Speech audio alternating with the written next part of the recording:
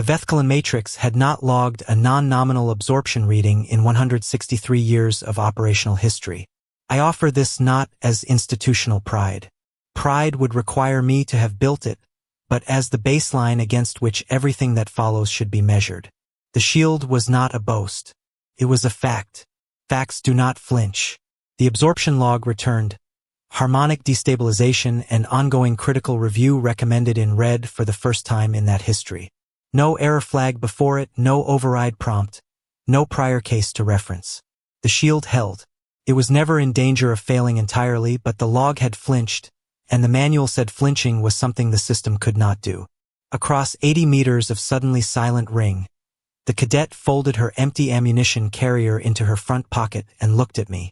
Did I pass? You'll want to know what the board wrote in that footnote. 3 hours earlier I was still silver. That is how I mark the boundary now, not the moment the log turned red. The last moment my skin held its baseline. When Cadet Len Arva set her ammunition carrier on the intake tray and the scanner read it in 0.3 seconds. Antique, subthreshold, non-threatening. I logged it. I did not look at the knots. The Vethkalin matrix covers 99.994% of all cataloged projectile class munitions. I had opened with that figure 8 63 times.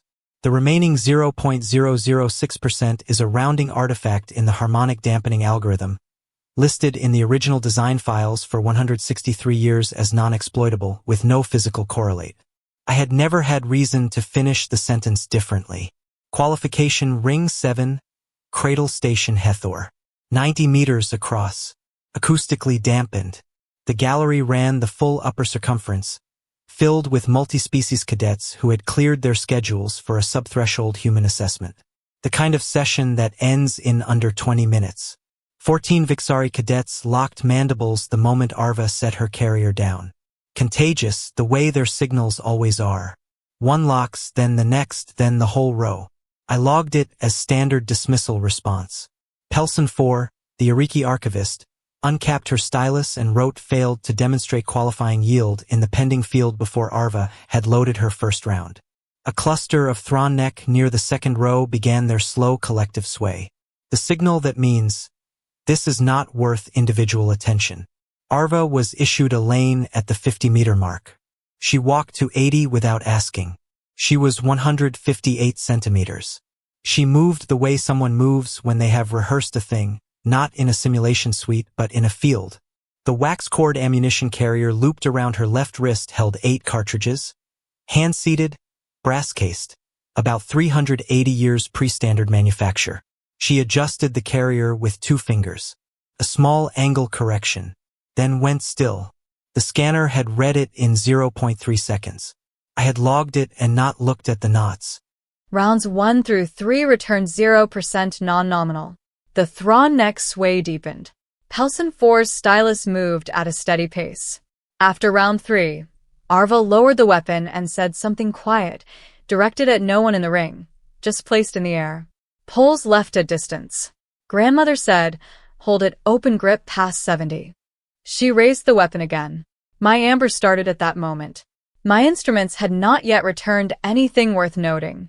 The chromatophores do not wait for instruments. Round 4 came back 0%, and beneath it, a secondary flag I had never seen in that field. Micro-oscillation in the matrix. 0.001% variance. My instruments tagged calibration noise. I accepted that. My skin did not. Round 5.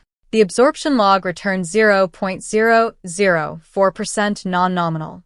The first non-zero reading in 163 years of operational history. She had fired 4 rounds into the same harmonic frequency gap. The 5th found the matrix still vibrating from the 4th.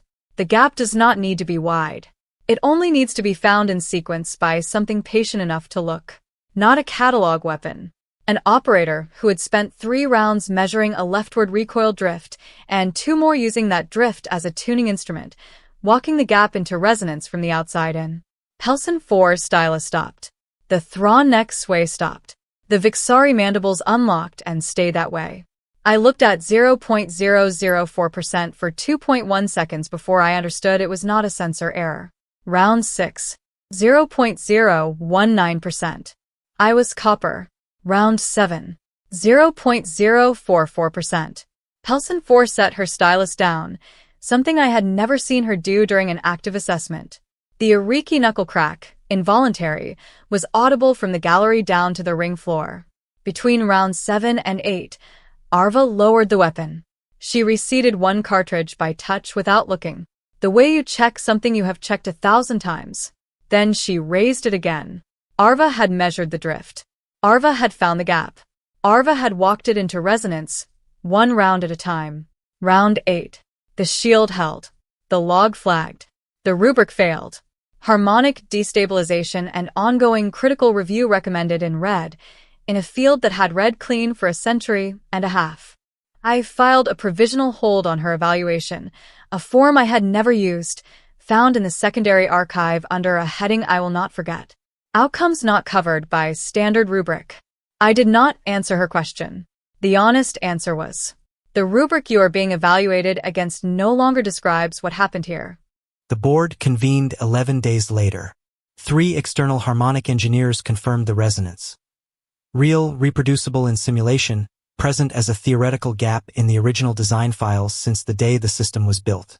Listed, noted, dismissed, non-exploitable.